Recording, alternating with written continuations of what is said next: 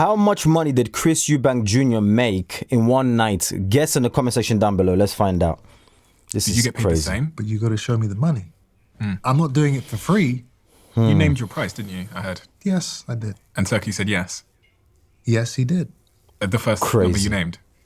You fucked up. I should have got, oh man, I could have got a couple cars or, you know. You should have doubled it and then come down and met him halfway. But that's the thing.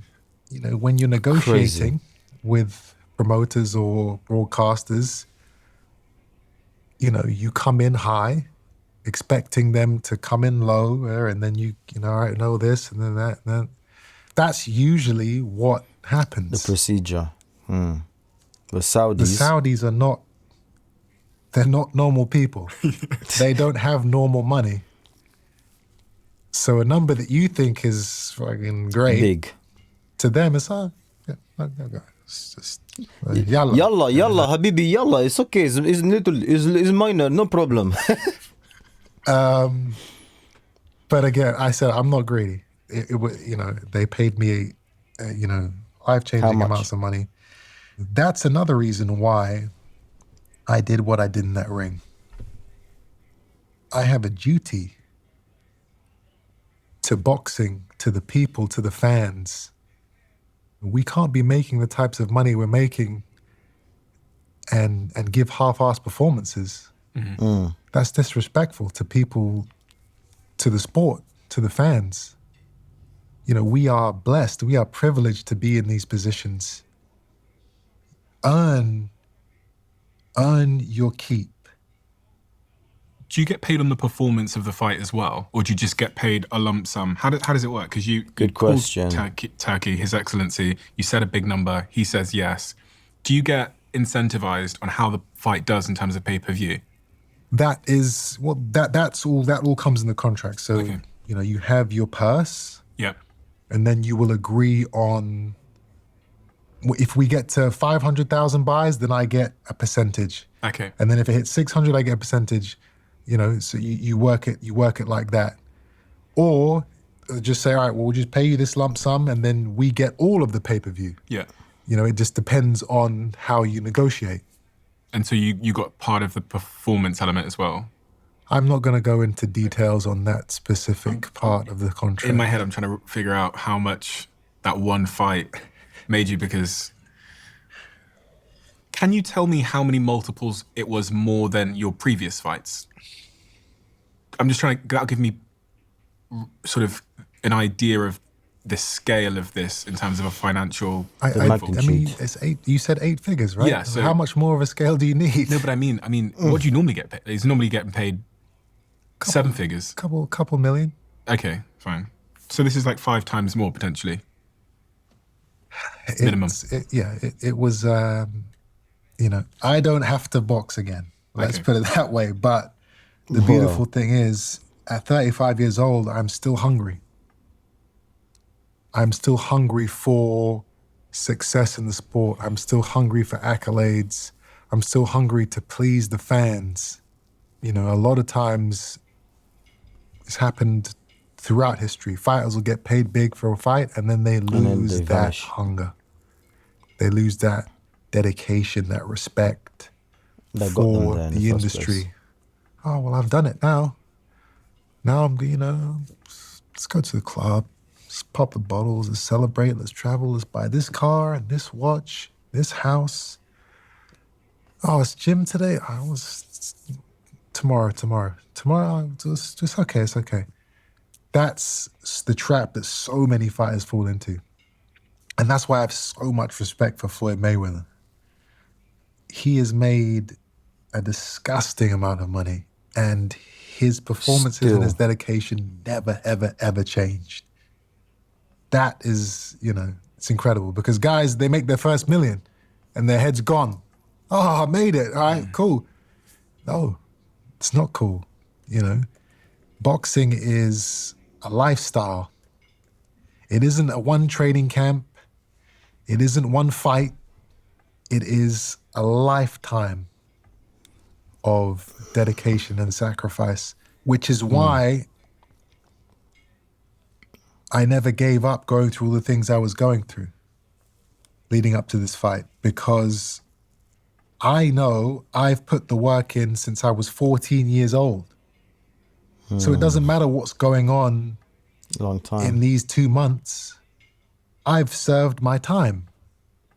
I've been through the trenches time and time and time and time again, and I've always found a way to survive. So I'm going to do it now.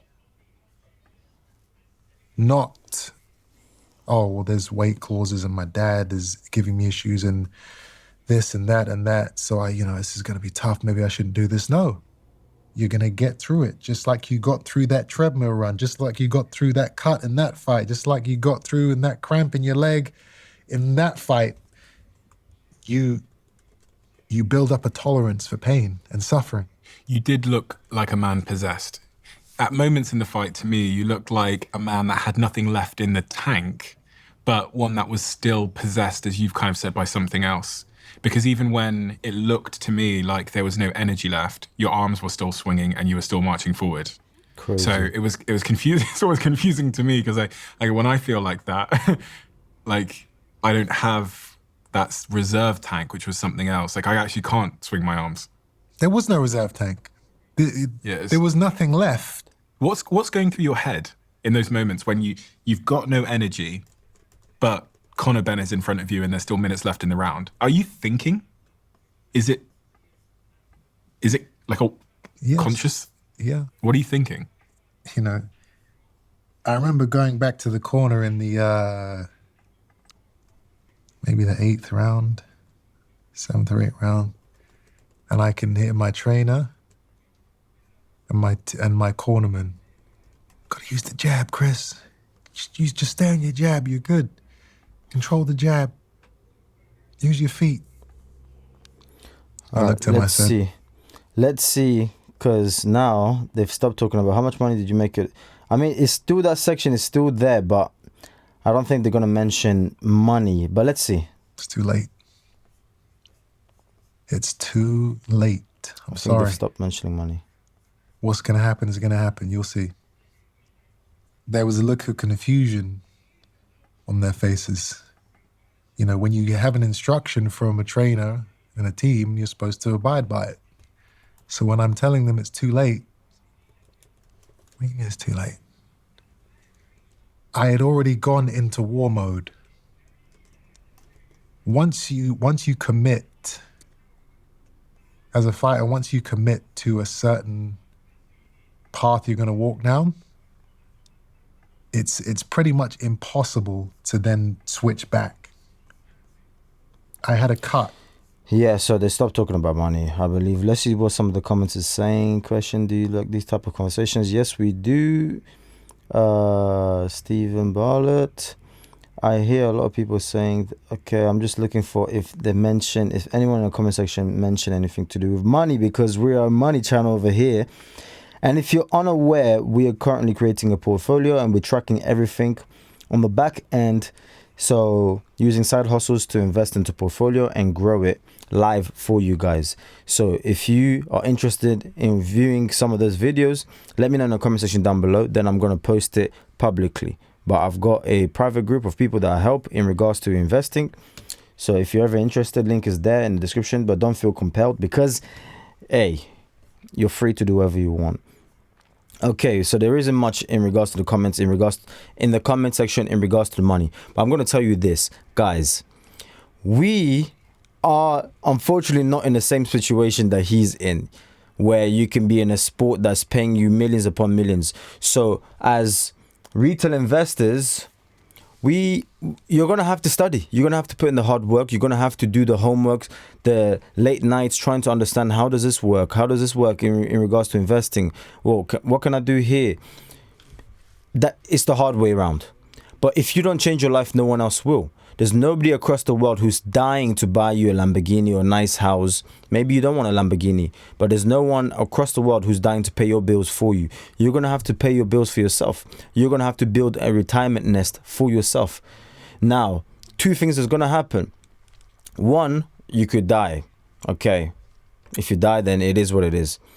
But the next thing that could happen is if you don't die, you will regret it because time is going to move past you. whether you like it or not. 60 years from now is going to happen whether you like it or not. Time is the most ruthless and most savage thing that's ever existed. So if you're sat there twiddling your fingers, wasting your time, you only have yourself to blame, because when it eventually happens, when you're eventually 50, 60, you're going to wish and regret. You're going to wish and regret consistently on a daily basis, baby, please. You will wish and regret. Had I have done something back then, I could have had X amount of money right now. Like the video, share this video with someone who needs to hear this, and let me know your comments and advice in regards to how things are going currently in your life right now in the comment section down below. God bless you guys, and I'll catch you on the next one.